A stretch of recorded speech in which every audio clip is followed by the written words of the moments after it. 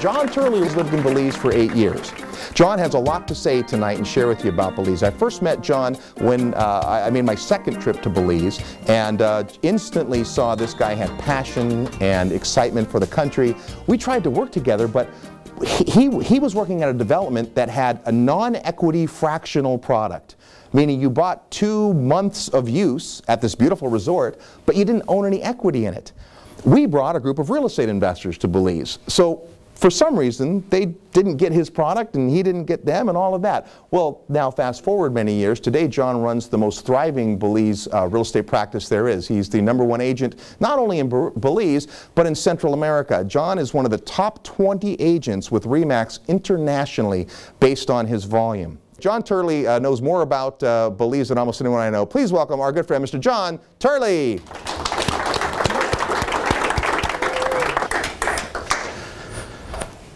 Oh, I'm homesick. Well, this is it starts as a cautionary tale. I wish I could tell you that I had a crystal ball and that 8 years ago when I moved to Belize, it was because I had the foresight to be able to look ahead into the future and look at the critical drivers and the market forces and what would transpire in the U.S. economy over the last 8 years and decide that this is the best place to be as a real estate investor. I wish I could say that that was true. There are parts of what I just said that are true, which is that I do feel that there is no greater opportunity in the world today from a real estate investment perspective. Let me repeat that, that from a real estate investment perspective, I hope to show you tonight with regard to the market overview and understanding the market, why I feel that this is the greatest opportunity available to a real estate investor today. But the story starts a little bit differently. These photos were taken 7.5, 8 years ago. That's my wife and 3 kids. My son Trent will be 16 in July. My youngest daughter there, Lauren, was 3 months old in that photo, and that's how old she was when we moved to Belize. So my children were 8, 5, and 3 months. And my wife Lucinda is there. And the reason that we found ourselves moving to Belize, specifically to the island of Ambergris, Caye, is because of an epiphany that I had. I was living in Colorado, and I owned a real estate company, a very successful real estate business in Colorado. I owned a graphics company. I was living the American dream from a financial perspective, but when it came to quality of life, when it came to being a good husband and a good parent, I found myself sorely lacking. And it came to fruition in one particular day when my son passed by my home office. And I looked at him and I thought, oh my gosh, he's getting big. And I tried to do a quick calculation in my head as to how old he was. And I realized that he was 8 years old, the age that you see here in the photo with the bicycle. This was April of 2005. And I thought the last time I really paid attention, he was actually about 5 years old. And I didn't know where those 3 years had went. And it really bothered me. And so my wife and I sat down and we made a conscious, willful decision that that was unacceptable. And I was working in my business, not on my business, and I couldn't see a way that I could extricate myself from my 2 businesses. And I said, honey, I really want to just reboot the system. I think our goal as parents should be to find the singular best place on earth for 2 people to raise 3 children. And that was my goal. That was my objective. So I did not set out to find myself in Ambergris, Caye, Belize because of the real estate investment opportunities or the opportunities to prosper financially. It was that it happened to be on a very short list of places that met a number of criteria for us. We didn't resolve that we had to leave the United States. I was very fortunate growing up that, having lived internationally with my father in the oil industry, I had spent 9 years in Europe prior to going to college in the United States, so I wasn't afraid of expanding my horizons or broadening my horizons. But we took a look at many locales within the United States. We took a look outside the United States. As Robert alluded to, I wish that I was bilingual. I've tried very hard to learn Spanish. All of my family members are proficient in American Sign Language. My son is an American Sign Language interpreter now on the island of Ambergris, Caye. And I just have a real challenge and difficulty. It's one of my shortcomings or failings, is I just am not good at learning languages. So for me, one of my criteria was to find a place that was English speaking. I wanted it to be close physical proximity to the U.S. because both my parents and my wife's parents are alive. There's a whole host of reasons, and we'll talk about those shortly. But I wanted to set the table, so to speak, to tell you this part of the story, because the the reasons or the factors that helped me to decide that this is where I wanted to move for quality of life in 2005 happened to parallel the very same decision-making process that a great number of people are going through today. And we're going to talk more about that as well. So as we proceed here, the mission objective for me was quality of life. Now, I'm happy to say that I achieved it. I truly, my wife and I told ourselves when we moved there, we'd be there a minimum of 1 year, because you could tough out anything for a year. But if it didn't fit, if it didn't give us what we were looking for, then we kept our house in Colorado. That was our safety blanket. That was our safety net. We told ourselves realistically, no matter how good it is, we'll probably only be there 2 years because we both have aging parents. So we thought, you know, if this is the ultimate place on earth, 2 years would probably be the extent of it. Well, at the end of the first year, my wife said, honey, you're going to have to pull me kicking and dragging off of this island if you ever want to leave. But we still told ourselves realistically that we had to do a soundness of mind check from time to time. So every quarter we sit down and we evaluate as a family, is this still serving our needs? Is it still what we would consider to be the place that offers the best quality of life? And the answer up till now is yes. So Robert talked about where Belize is located. I wanted to be able to highlight and pinpoint specifically Ambergris Caye, which is circled by the oval. Ambergris Caye is really the epicenter of the country of Belize. Now, the country of Belize has a population of 300,000 people. As Robert alluded to, it's the least densely populated country in Central America. It's the 4th least densely populated country in all of the Western Hemisphere. With a population of 300,000, the island of Ambergris Caye represents about 20,000 people, and yet it's the economic engine or the driving force with regard to the amenities and services and all of the tourism infrastructure within the country. Now, the island is about 24 miles long. It runs parallel to the Mesoamerican Barrier Reef, which is the 2nd largest barrier reef in the world. In fact, the entire length of the island of Ambergris Caye has the barrier reef located just about 400 to 600 yards offshore, considered some of the best world-class diving, snorkeling, and fishing that can be found anywhere. This next slide gives us a little bit of a close-up of Ambergris Caye. The northern end of Ambergris Caye is a 27,000-acre national park and marine reserve. And as you may have noticed on the preceding slide, 46% of Belize, almost half of the entire country, is set aside as national park and marine reserves. Now, I've researched or attempted to find any other country that has a higher percentage of its land mass that has been dedicated to national park and marine reserve, and I have yet to find a country that has set aside nearly half of its land mass for those purposes, which in and of itself creates a scarcity model. But even in a place such as Ambergris Caye, where approximately 70 to 75% of all of the tourism to Belize is to this specific island, this island 24 miles in length and approximately 3 miles in width. The island is located about 12 miles offshore, so if you go due west from the island, it's 12 miles to the mainland, and we're located 30 miles northeast of Belize City and the international airport. So from a proximity standpoint, if you're coming into Belize, you would land at the Philip Goldson International Airport, and then it's a 13-minute flight to the town of San Pedro, which is located just towards the southern end of the island. As I mentioned, it's world-class water sports. With a population of 20,000 people, it's interesting to note the room count. Now, when I mention room count, we use that term a little bit loosely. This constitutes all the hotel rooms, the bed and breakfast, the villas, the condos, anything that can be rented under what's called the Tourist Accommodations Act, which is short-term rentals. We are a short-term rental market as opposed to long-term rentals. And so when I arrived on island in October 2005, there were 670 rooms total. That was a total inventory. I just spent the last 4 days in Las Vegas where there's 120,000 rooms, so obviously vastly different market there. And in the course of the last 7 years, the room count has grown from 670 rooms to 2,000 rooms. Now, what's interesting about statistics is that depending on how you look at them, they can tell two vastly different stories. You might surmise that if the room count went from 670 rooms to 2,000 rooms during a 7-year period, that's a 300% increase. You might say to yourself, well, perhaps is the market overbuilt? To grow 300% in 7 years, that seems like pretty tremendous growth. Well, actually, it's quite the opposite.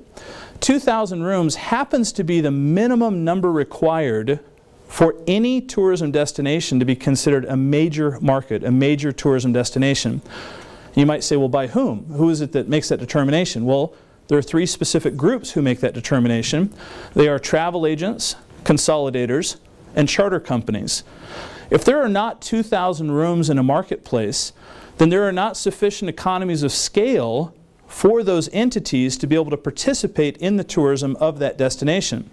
So for example, with less than 2,000 rooms, travel agents just won't pay it heed or concern. Charter companies and consolidators won't come in and buy blocks of rooms or negotiate blocks of seats on planes and blocks of rooms with hotels and resorts. So our reaching 2,000 rooms in 2013 at the start of this year effectively allowed Belize, Ambergris Caye specifically, to hang their shingle out to the world to say that we're now open for business. And so we've initiated discussions with charter companies and consolidators. Going back to 2009, I was in discussions with one of the major charter and travel consolidators, Sunwing Airlines in Canada. And they had mentioned at the time, in 2009, 3.5 years ago, that the #1 most requested destination for all of Canada, for their entire client base in Canada that they weren't presently serving, happened to be Ambergris Caye, Belize. And they said, John, if you can please help us, we constantly are having our clientele, because with Canada being British Commonwealth and that relationship with Belize being a British Commonwealth country, it's a very popular destination with Canadians. They said, all we need to do to be able to get a foothold, a toehold in the market, is we have to have a 200-room block. Just 200 rooms. In order for us to initiate our minimal level of service, which is to have 1 flight a week from 2 different cities. Now they fly from more than 2 different cities in Canada to destinations throughout the Caribbean, Mexico, and Central America. They said they simply needed a 200-room block. And I explained to them that we didn't have a single resort or property that had 200 rooms, let alone being able to block out 200 rooms. So they seemed somewhat dejected and came back and said, well, could you perhaps consolidate some neighboring contiguous resorts and properties so that we could get a block of 200 rooms? Because again, this is just for the initial level of service, just for them to be able to do 1 flight a week. And the answer was no, there simply isn't. The largest resort property with completed inventory in the island is 74 units. And of those 74, 46 are in the rental pool. The others are either lock and leave, or they're owner occupied, or they just simply choose not to rent them out. So 46 units would only be a quarter, just shy of a quarter of the inventory that this one charter company would need. So we're in a very unique period of time where the demand is growing exponentially in terms of the market awareness of Ambergris Caye in the country of Belize. We've now reached the tipping point for charter companies, consolidators, and travel agents. But what we need more than anything else is new inventory to help to begin to meet that demand. And yet that in and of itself would be a compelling story. But there are other aspects of this story that help to show the perfect storm of events that are transpiring now and will continue to transpire for the next decade to come. And that's what we're going to focus on. This is an aerial view of Ambergris Caye. This is to help to show the proximity of the barrier reef. The average water depth is about 6 to 10 feet from the coastline out to the reef, which is the white line that you see just to the left there. Once you go about a half mile outside the barrier reef, it's 3,000 feet deep. The deepest water in all of the Caribbean. It's absolutely pristine, beautiful. San Pedro is located towards the top of this photo, and as you can see, many parts of the island are undeveloped, but bear in mind that vast amounts of the island, to the tune of 27,000 acres, are dedicated national park and marine reserve and never will be developed. This is the town itself of San Pedro. This is an aerial view. You can see the airstrip where you come into land. My office is located right at the end of the airstrip there, right in downtown San Pedro, the bustling metropolis. I'll tell you, there are no stoplights in San Pedro.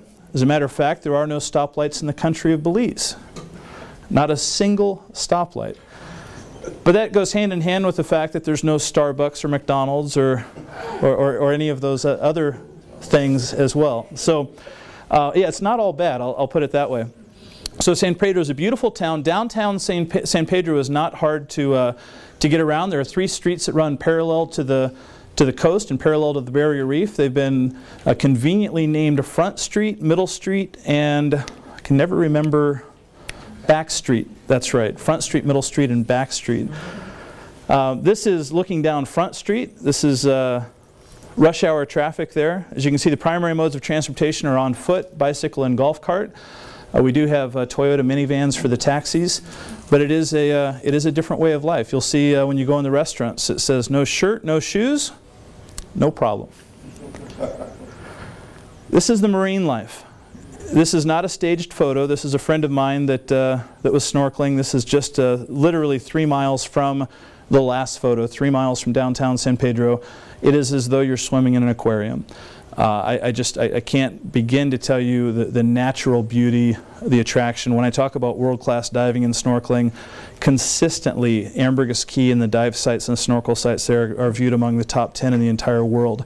If you haven't experienced it, if you're somebody who does love to dive or snorkel, or even if you have never done so yourself, I highly recommend that you come. This is about as meager a day as I've seen. You'll usually see many more types of aquatic marine life than you will here in this photo. Now, the great Wayne Gretzky is attributed with this quote. It was actually his father who taught him this and told him this. But he says, "I skate to where the puck is going to be, not to where it has been." And that's where the rest of our story is going to take place, is trying to identify where the puck is going, because we'd like to be there before the puck gets there. Now, I refer to this, and it isn't jokingly, that I call this the Great Belize Real Estate Boom of 2013 to 2029. I think historically that's how it will be referred to, but I'll tell you exactly why I use those specific bold terms. And it has to do with 3 foundation pillars. The baby boomers. I'm sure some of you have heard of those. They're not a hypothesis or a theory. We're going to talk about tourism specific, independent of the baby boomers, but we're also going to talk about the overlap between those two, because tourism and baby boomers together have a dynamic impact that helps to accelerate the growth from both groups. And then separate from that is the exodus of capital from the United States, and this is a byproduct of the current economic conditions in the United States. This is a market anomaly that we started to discover about 2 years ago. The first 5 years that I was in Belize, our primary purchasers were people looking for second homes, vacation homes, seasonal homes, retirement homes, investment property, land for land banking. That was our bread and butter business for the first 5 years. Starting about 18 to 24 months ago, the number of people that came through the front door of our office and were not looking on the basis of all of those criteria, but instead said, in essence, that they were looking for 3 things. They were looking for wealth preservation, asset protection, and tax optimization. They were people who were gravely concerned with the financial conditions in the United States. They were concerned about the lack of diversity within their portfolio with their IRA and mutual funds. They were concerned about the $3 trillion of money that's sitting on the sidelines that people are afraid to invest in paper assets in the United States. And they wanted to take control of their financial future. They wanted to diversify their portfolio, have physical assets in an appreciating market. And so in the last 18 to 24 months, that has become a huge market. I cannot emphasize strongly enough the billions, and I'll say billions only because I can't personally attest to the trillions, but the billions of dollars of capital that are exiting the United States into foreign environments, particularly for the accumulation of physical assets such as real property. And that comes into play as well in this equation. And so there are 3 foundation pillars that, when combined, accelerate or accentuate the market forces that we're going to talk about. So we touched on the baby boomers not being a theory or a hypothesis. It mentions 76 million baby boomers in the USA. It's 76 million are how many were born, 76.4 million. There's actually 79 million baby boomers if you count all of those legal immigrants who have moved into the United States since the last year of birth of the baby boomers. We're actually up to 79 million. But the baby boomers constitute a group of people that were born between the years of 1946 and 1964. It's an 18-year cycler wave that represents the largest generation that mankind has ever seen. If you include Japan, Europe, and Canada, the baby boom generation is 250 million people. Now, just to try to put this into a little bit of context, the first year of baby boomers retiring, the initial class, the rookie class, so to speak, began January 2011. At that time, there were 7,000 baby boomers a day that started retiring. At the start of this year, 2013, it had already increased to 10,000 a day. It's about a 35%, a little over 35% increase in the number of people retiring in the United States on a daily basis. But the irony is that over the course of the entire 18-year cycle, the entire 18-year wave, the actual average is going to be 11,765. So we've got to have a 17% increase from where we are today in terms of the number of Americans that are going to be retiring on a daily basis. So there's a term, the pig and the python, is how the baby boomer generation has been referred to. When you look at when elementary schools were built in the United States in the 1950s and 60s, when you look at the growth of the U.S. economy, when you look at different market demographics, you can see how this shifting, growing demographic of people moving its way through society has affected different industries and has created entirely new industries. And so it's a very unique opportunity for us, because there's no question as to the existence of the baby boomers. And if we can get into the mindset of what they're going to do and where they're going to go and how they're going to invest and where they choose to invest, then we have an unfair advantage. And so we're going to look at some of the specifics of the numbers pertaining to the baby boomers as part of our examination this evening. Now, 59% of baby boomers, this is from an AARP study, 59% of baby boomers plan to relocate when they retire. So of those 46,100,000, 21% plan to relocate to Florida, 18% plan to relocate to Arizona, but that leaves just a little more than 28 million people who plan to relocate, but they don't intend to go to the two largest retirement destinations in the United States. So it begs the question, where are they going to go? Now, do you think that Florida and Arizona are happy about this? Absolutely. It's going to radically change property values. It's going to change a whole lot of things. There are going to be some parts of Florida that don't have an aging population today that will have a huge aging population in years to come. And for those who are paying attention, I was meeting just recently in Belize with a gentleman who sits on the board of 2 Fortune 500 companies. He's the largest owner of funeral homes in the United States. And we were talking about the baby boomers, and he specifically cited the fact that the reason he owns as many funeral homes as he does is because he knows it's a growth industry for the next 16 years. And there's no denying the fact that that's insider knowledge, that's insider trading information that he has with regard to that being a growing industry. So it begs the question, where are they going to go, the other 28 million? Well, it's like a game of musical chairs. At the outset, if you'll recall the discussion that I had of how I chose criteria of where to move my family for quality of life, likewise, baby boomers are going through the same process. If you can picture for a moment, just in your mind's eye, you don't have to literally turn around and look at all the chairs in the room, but if you picture that each of the chairs in this room represents a retirement destination, some chairs are more desirable than others. One chair might be Anchorage, Alaska. Another chair is Fargo, North Dakota. Another chair is Hilton Head, South Carolina. Another chair is Scottsdale, Costa Rica, Panama, Belize. So each chair is a different retirement destination. Now, some won't attract any suitors at all. There are very few people that relocate to North or South Dakota for retirement unless they have specific family reasons and they already live within those states. So if every chair in the room represents a retirement destination, in 2011 the doors opened and the first class, the class of 2011, came in the room, and they started choosing where to retire, where they were going to relocate. So of those 46 million people, the first initial class came into the room and they started filling some chairs. And every year there are more people that will continue to enter the room, continue to enter the game of musical chairs, but the number of chairs isn't going to change. They aren't making any more real estate. And so that being the case, if we can ascertain and determine where the desirable retirement destinations are, then we have an unfair advantage, because we know that with it starting in 2011 and we're at the start of year 3, there are 15 more years of this cycle. And so for 15 years, without a shadow of a doubt, we are guaranteed that through the doors of this room, there will be graduating classes of baby boomers who come in and continue to fill more chairs. Some chairs are larger than others, some chairs are more comfortable than others, some chairs are more desirable, are made of better materials, and some chairs just simply aren't desirable at all. But if we look at it as a game of musical chairs, And we're studying this demographic of baby boomers, and we're trying to determine what are the criteria, what is the basis that they're using to determine where they're going to go. We see some very interesting things.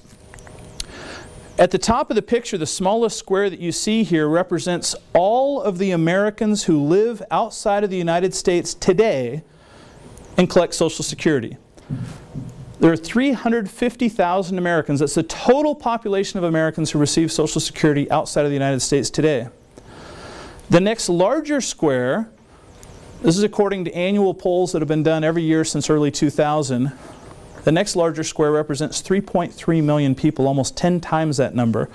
And according to Zogby International, this is the number of Americans who've already decided they are going to retire abroad in the next 10 years.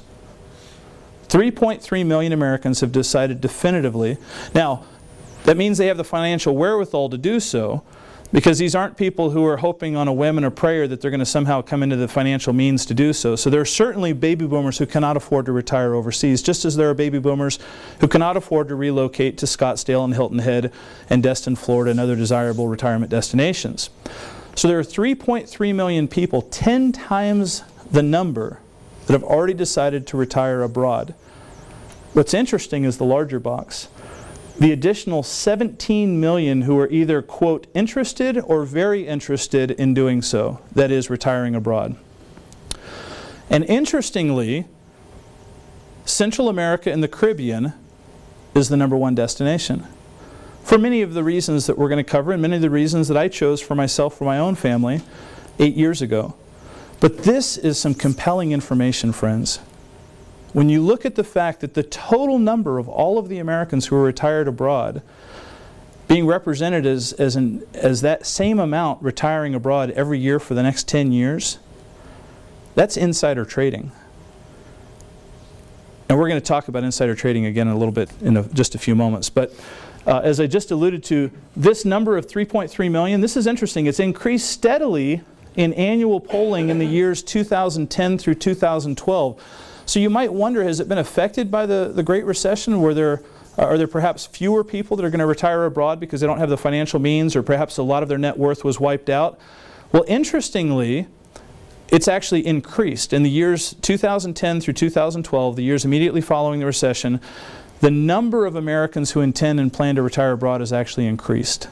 And the number who intend to retire specifically to Central America and the Caribbean has increased as well. There were higher numbers for Europe previously, but Caribbean and Central America is now greatly outpacing any other part of the world in terms of where people have interest in retiring abroad. Now, I've put up here some of the reasons, some of the catalyst as to why I feel that people are going to have a predisposition to choose a place such as Belize. I'm not saying they'll all choose Belize, but these are many of the same criteria and factors that I used, and I wanted to just touch on them as well. The first one there, language. Only 9% of Americans are bilingual. 90% of Americans only speak one language. And I have found in my own discussions with clients over the last 8 years that people who are in their mid-40s, 50s, and 60s are typically at an age and a point in life when they're not interested in learning a foreign language for the first time. If they're already bilingual, by all means, they'll consider that. But there's a vast distinction and difference between going to a foreign country and ordering off a menu in a foreign language and actually relocating and not being able to read real estate contracts, or having the concern of going to a doctor or a medical provider and not being able to describe your ailment and ensure that they can understand your condition, and even more importantly, that when they give you a prescription or a diagnosis, that you can understand and know what they're saying. So that's not to say that people won't retire to Costa Rica and Honduras and Nicaragua and Mexico, because they do, and they certainly will. But I believe very strongly that much of the same criteria that I used for my own family will be the key reasons that people will make the decision to choose to move and relocate to a place such as Belize. So if you were starting with the world as your oyster, and you said, I'm interested in retiring abroad, I'm one of the 3.3 million who's decided to retire abroad in the next 10 years, one of my criteria might be that I'd like it to be English speaking. So then I look and see, okay, well, I'm going to look at all of the countries, all of the different places that are outside the United States that don't require me to speak a second language. But then next on my criteria list is proximity. Now, proximity can be either distance or time zone. From a distance standpoint, I have aging parents, my wife has aging parents. If you're a baby boomer, you're going to have children, perhaps grandchildren, You might also still have business interest here in the United States, and that being the case, you'd want to have close enough physical proximity that you could come and go as you please and be able to have proximity and access. And likewise with time zones. Belize doesn't have daylight savings time, so half of the year we're mountain time, half of the year we're central time, because we don't change our clocks, but because the U.S. does, it means that we're never more than 2 hours from either coast. And that can be a great value and benefit because we don't have to take into consideration being 6 or 8 or 9 hours different with regard to time zones. And those are factors, those are decisions that people have to make when they're choosing where they're going to retire or live or invest abroad. We talked about the legal system, British common law versus Napoleonic civil law, and at the end of the day, rule of law is everything. And so Belize, being a British common law country, means that our legal system is derived from the same legal system as found in the UK, Canada, Cayman Islands, United States, meaning that you have fee simple title, you have absolute ownership of property. With Napoleonic civil law, there are typically restrictions against foreign ownership. You can't hold property in your own name in many civil law countries. And for example, in Honduras, you can't hold property in your own name, and the directors and shareholders of the corporation have to be Honduranian. So you've got to have an implicit level of trust, and you can try to set things up legally to protect yourself, but I would prefer always, as do most of my clients, to invest in a jurisdiction under which you're familiar with the laws, and the laws protect the interest and the property rights that you're accustomed to. We touched on fee simple title. We talked about a tax haven. Robert already filled in the blank there with regard to the tax on investment income being 1.75%. And interestingly, it's not based on the amount of money that you make. Where we have a tiered tax system in the United States, that the more money you make, the higher you pay in taxes with regard to for example, personal income. In Belize, that 1.75% tax on investment income or business income does not change. So whether you're making $100,000 or $100 million, the tax is 1.75%. The climate is naturally beautiful. I mean, that goes without saying, and I'm sure you've seen, as alluded to in the photos there. We have a difference of about 10 degrees in temperature from high season to low season, from winter to summer. And as Robert mentioned earlier, we used to have different seasons than we have today. High season used to go from Thanksgiving, basically mid to late November, through April. That was our high season. And then we had our value season, or you could call it the low season, and then effectively everything kind of slowed down in September, October. So we had high season, low season, and then September, October, everything, most of the resorts and hotels would close, and people take their staff vacations and do their annual maintenance. Well, our seasons have changed radically and drastically, and I'm going to show you some of the tourism numbers to come, and we're about to segue into the tourism part of this. But our high season now extends all the way until about mid-August. And we now really have just 2 seasons. We have high season goes from Thanksgiving till mid-August, and then from mid-August to mid-November, we have about a 3-month period where people try to catch their breath. But even then, the occupancies have just been outrageous, and you'll see why that is here in the next few slides to come. We talked about the natural resources. I didn't touch on earlier about the stable economy. Belize is one of the very few countries in the world that is a net exporter of multiple goods. Belize is a net exporter of petroleum. They produce and export 5 times more than they consume. They're a net exporter of hardwoods such as mahogany, mahogany being just one of 11 exotic hardwoods that Belize is a net exporter of. Sugarcane, citrus, bananas, tilapia, and shrimp complete the list. So they're a net exporter of 7 products. We think of tourism as being a real critical driver for the economy, but it represents only 29% of the economy because Belize is such a diverse environment, and it is self-sufficient. It's self-sustaining in terms of the production of food product as well as energy resources. Ambergris Caye is recognized continuously as being one of the top 10 islands in the world to visit, and Islands Magazine rated it as the #1 island in the world to retire to. Just most recently, Ambergris Caye, just last month, was recognized by the TripAdvisor Traveler's Choice as being the #1 island in the world. And so when we talk about that media awareness, that recognition, it's certainly coming into play. And again, the reason why it's considered #1 island in the world to retire to, or by TripAdvisor the #1 island in the world to visit, are the same criteria, the same discussions, the same thought process that baby boomers are going through and that my family went through 8 years ago. So we're going to talk about a case study in Belize tourism and how it affects investment. So first of all, before a person invests in Belize, typically they're going to come visit. They're going to come and visit as a tourist. And so tourism is really the tip of the spear for us. If we study and analyze tourism figures and we see if it's increasing or decreasing, then we can almost categorically be able to determine whether or not we'll see a subsequent increase in real estate sales and appreciation of values. It's a very direct correlation. And so as we look at the tourism figures, that gives us a precursor or a glimpse ahead to see what's going to happen to the market with regard to real estate demand. So when we dive into the numbers, I wanted to use this slide to help to show the balance or the relationship between tourism and the baby boomers. And this is an incredibly compelling statistic here. The World Tourism Organization did a study that reveals that baby boomers are expected to double the size of the tourism industry in the next decade. Now interestingly, it won't be equally across all markets.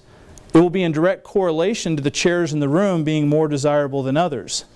And so when we think about the studies that we just saw, or not studies, but the recognition, the accolades of being recognized by TripAdvisor, Islands Magazine, Caribbean Travel and Life Magazine, Robb Report, U.S. News and World Report as being one of the top 10 markets in the world to retire to, we will have a disproportionately larger benefit of the increase in tourism that is going to transpire simply due to the demographic shift of baby boomers relocating to other markets. As simple as that. So 2011 was the first year that baby boomers began turning 65. What does the evidence show? I argued starting in 2011 that we were going to start to see a radical difference specifically because of the baby boomer market. What I didn't know was this. I didn't realize that the baby boomers would have as big an impact on tourism as they've had. So looking at 2011, this is our Minister of Tourism, the Honorable Manuel Heredia, or Junior as he's known. He's a resident of San Pedro, a good friend of mine.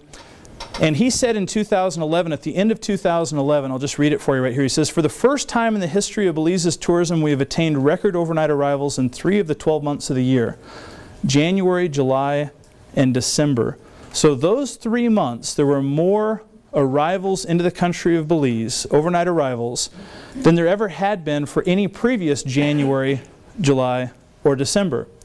Well, that's about what you would expect to happen based on knowing that that was the first year that the baby boomers started to retire. But it begs the question, how would 2012 compare? Was it an anomaly?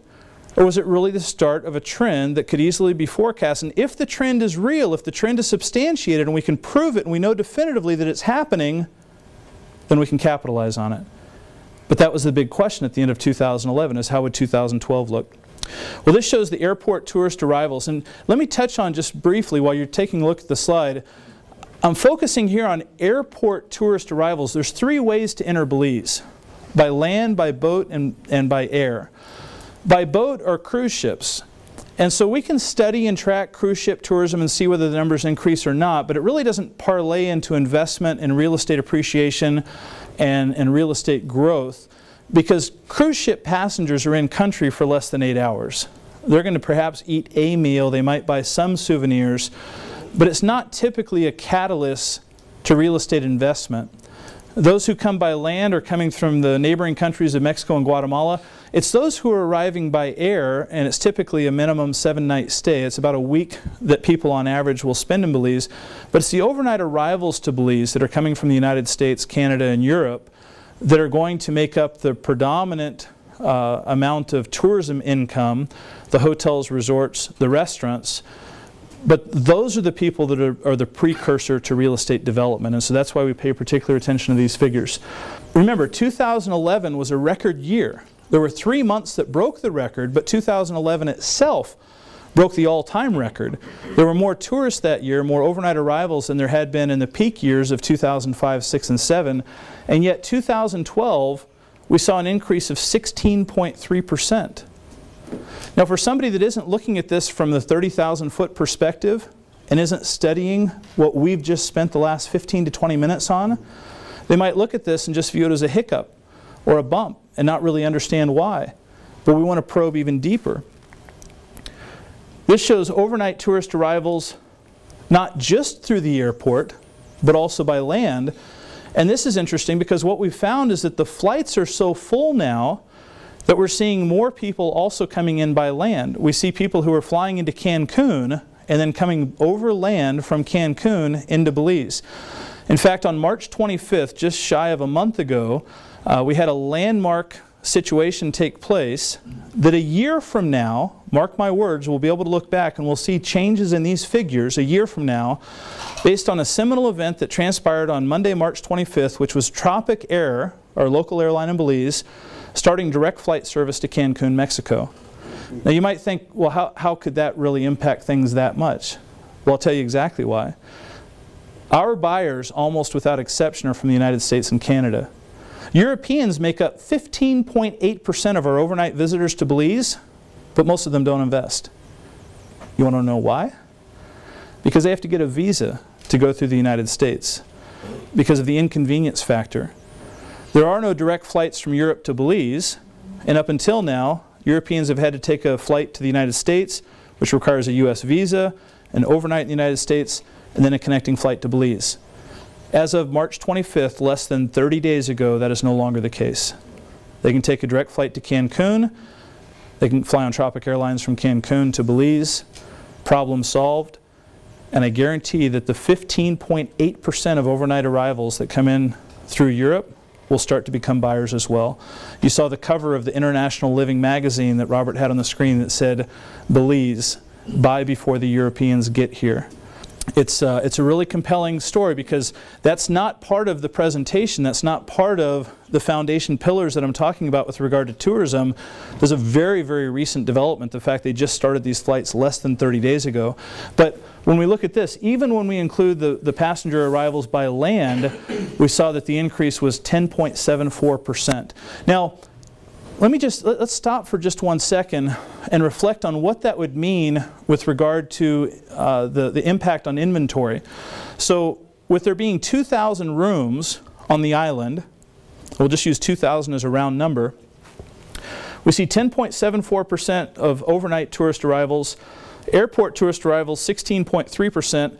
If we just took the average of the two and called it 13%, if you had a 13% growth, and all you did was maintain the occupancy level, you didn't increase the occupancy, you were just trying to maintain the status quo, you would need an additional 13% of 2,000 or 260 rooms. You need 260 rooms, condos, villas, bed and breakfast, room units, just to maintain the status quo. But in the last year, there are less than 30 units that have been completed and that have come to market. So we can see that while the demand side is growing tremendously fast, the ability to respond and act quickly just isn't there. There's some limiting forces within the market. There's some lack of awareness within the market of this not being an anomaly or a hiccup.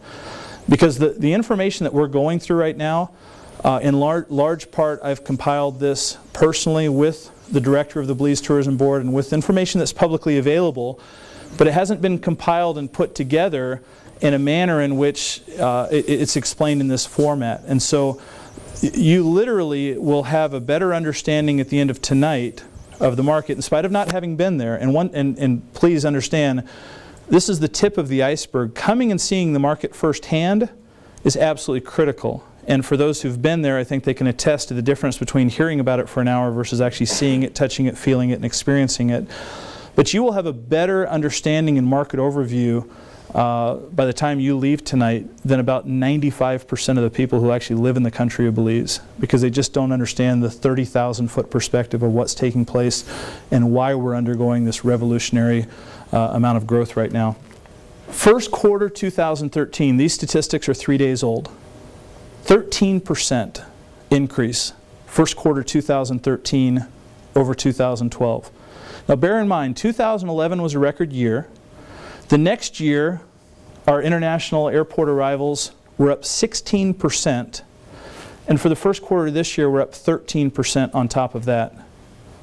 Remember that slide that we talked about that said what was going to happen to tourism growth over the next decade due to the baby boomers? You think this is evidence of something happening? 19 consecutive months of new records through March 2013. 19 months of new records consecutively.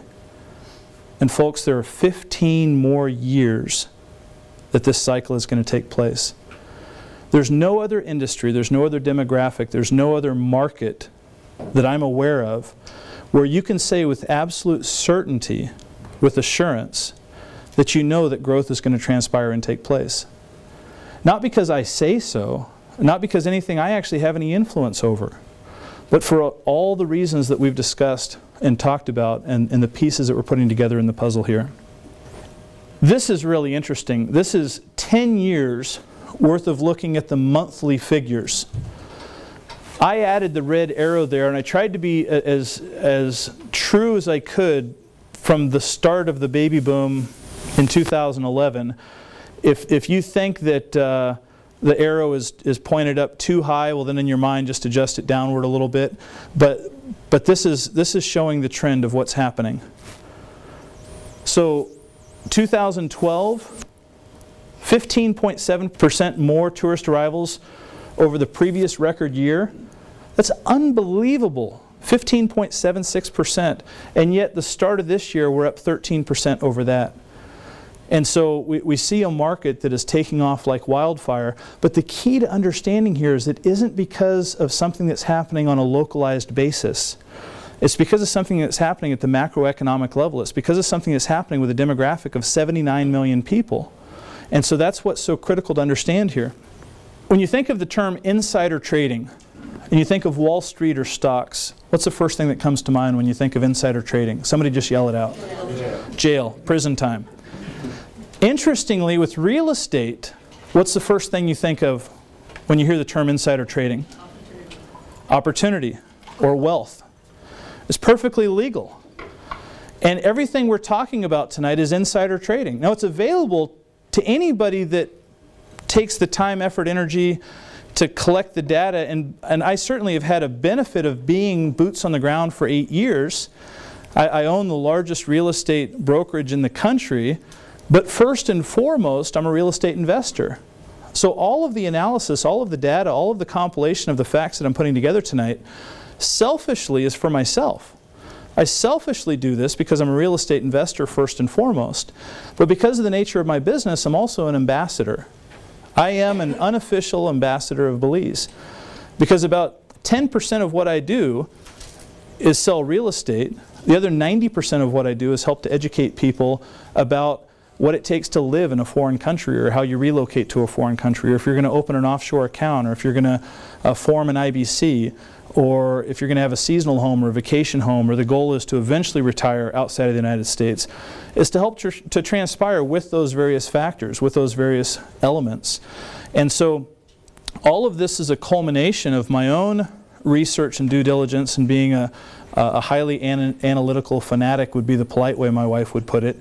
But the key is to not just take in the information, but to make it actionable, and to be able to decide and determine how can I actually, because for example, does it sound like this would be a buyer's market or a seller's market?